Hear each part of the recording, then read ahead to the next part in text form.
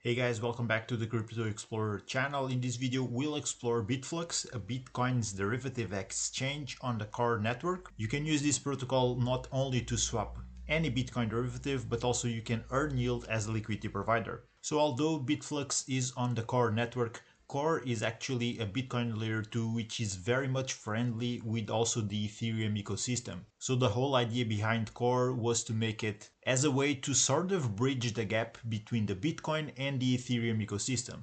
The Bitcoin ecosystem is very safe and solid, but the Ethereum ecosystem is where currently there are more opportunities to generate passive income through yield farming. So actually here on Core and on BitFlux, not only Bitcoin dedicated hot wallets can be used here, but all of these very friendly, and you probably already use some of these, for example MetaMask, widely popular, but you can see there's over 470 plus wallets that are supported here for you connecting on BitFlux. But this protocol works very simply. BitFlux is a decentralized exchange that allows users to trade Bitcoin derivatives on the core blockchain. Bitcoin derivatives liquidity is very fragmented. There's dozens of different tokens. So maybe you are holding some of these, and if you want to swap them to take the most out of specific DeFi yield farming opportunities, you can come here to BitFlux and easily and seamlessly trade between all of those. So for example, WBTC wrapped Bitcoin is wildly popular and very used on the Ethereum ecosystem. This is sort of the go-to Bitcoin pegged asset for people who want to hold Bitcoin but on the Ethereum and Ethereum layer 2s among others, but mainly it started up as a token on the Ethereum ecosystem. Also we have BTCB, which is the Bitcoin's version of the Binance ecosystem. So you can see there's a ton of different assets here. And basically they're all different solutions for holding Bitcoin outside of Bitcoin's native chain. It works just as with any other swap. You select the token you want to sell, the one you want to buy, and basically you'll be swapping in between each, right? It's as simple as that. But if you want to be a liquidity provider, let's say you're holding some of these assets, you can also come here under on pools and you'll see there's different types of pools. They mostly differ for the type of Bitcoin derivative that they allow you to deposit, but you can deposit on each of these. We can see the pool API currently. The swap fee will be mostly 0.05%. Actually, this is a really good swap fee both for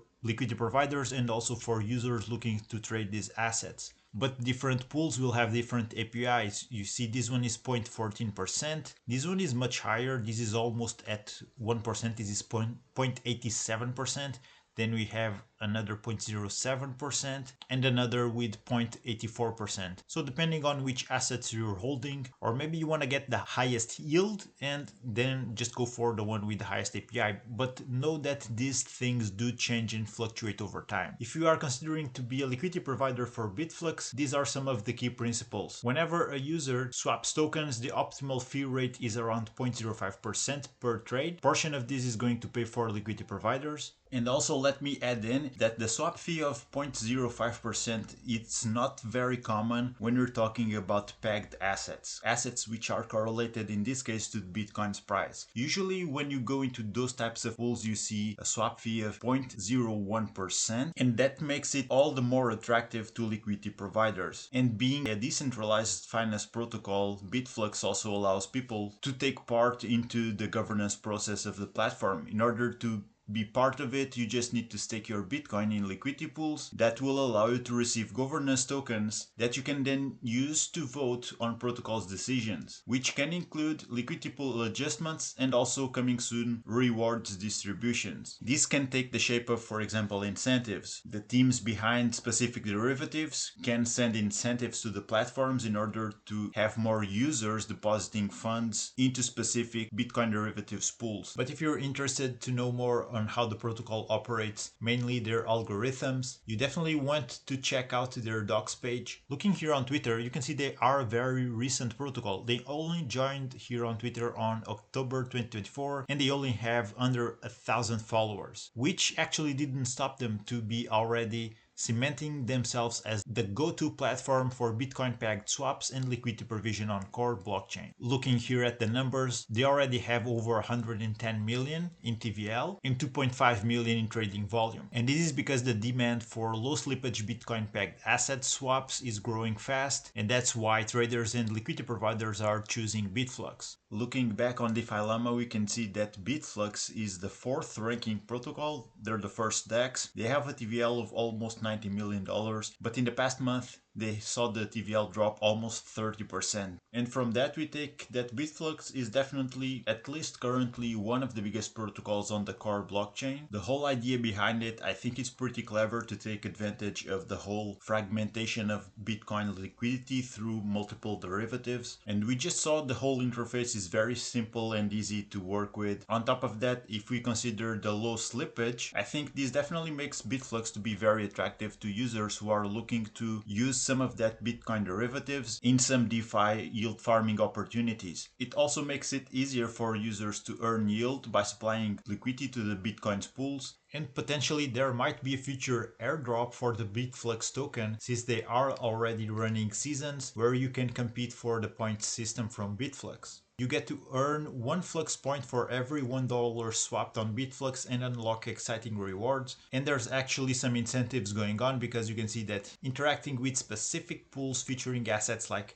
Pump BTC, Solve BTC, SU BTC and others, those will earn you bonus points directly from their partners. You can also invite friends to join the Flux Season 1. Once you connect your wallet, you can also get your code here where you can use it to invite friends to join the Flux. These will give you extra points on top of your swap points. You can then monitor your position here under the leaderboard tab. From their website, you can get access to Telegram, Docs, Discord server and even their Twitter account or X. Let's check their docs for security, because after all, these platforms do need audits to give users some reassurance. From here we can see BitFlux is a stable AMM automated market maker that is a fork of Saddle Finance, one of the pioneers of correlated asset AMM in DeFi. BitFlux operates as a fully autonomous market maker. No middleman, order books or human market makers are needed for the protocol to operate. This decentralization reduces counterparty risk and enhances security for liquidity providers. Currently they have 4 audits: Halborn, Certic, Least Authority and Open Zeppelin. You can see the audit responses for each of these directly on their docs, so that's kind of cool. You can have an idea of what the team has responded to all of the questions that the audits did bring in. Let's then take a quick look to each of the audits mentioned. So the first one is Halborn, last updated on the 20th of November 2024. So I'm recording this video in February, so I would consider this to be recent. 100% of all reported findings have been addressed. This is very important. It means that the team did put work to improve upon the information that the original audit brought in. So overall they found 7 issues, 1 medium, 4 low and 2 informational. But the main point here for me is that 100% of them have been addressed by BitFlux team. Next on the list we have Certic, and you see that this is from October 29th of 2020, and it is an audit for the Saddle protocol, which is the original protocol from which BitFlux was forked from. The same thing goes for Open Zeppelin. You see the audit presented here is actually for the Saddle protocol, and that's why we see only responses for the audit from Halborn here. Again guys, you can find this in the security tab on their docs, and if you want to go over all of this yourself, of course you should. So you can find links for it down under in the description. So I would highly encourage you to go through all of these Halborn audit responses if you're serious about, for example, being a liquidity provider with substantial amounts of money. And by the way, if you're looking to bridge to core in order to use BitFlux, but you don't know where to go, you can jump into coredao.org. Then under the tools tab, you'll find Core Bridge. You then click Connect Wallet on the upper right corner on the screen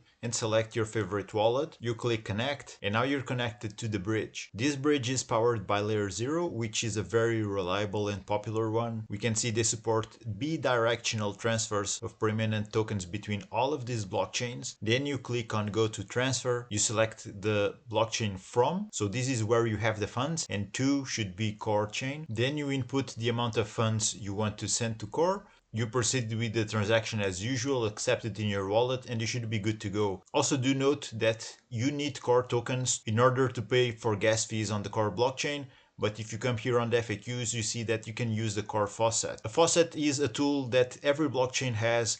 They will give you for free a small amount of crypto in order to pay a couple of transactions on the blockchain. You can see here that in order to use the core blockchain, you need the native token core in your wallet. To make this easier for new wallets bridging into core for the first time, core will automatically deposit some tokens in your wallet. After bridging, you may execute a transaction to get started on the network. And now this is very important. In order to qualify for the core faucet, you must be bridging over 10 USDT to core. Alright guys, this is BitFlux in a nutshell. What I like about it, it's its sheer simplicity. That might be very appealing if you're a holder of Bitcoin derivatives. Although that comes with a risk, it's always good to have one more option to earn some yield on Bitcoin, even in the shape of derivatives. Let me just mention again the pool fee tier here being at 0.05%. This is definitely not common when we're talking about pegged assets, especially Bitcoin, right? And these numbers definitely make the pools very attractive for liquidity providers.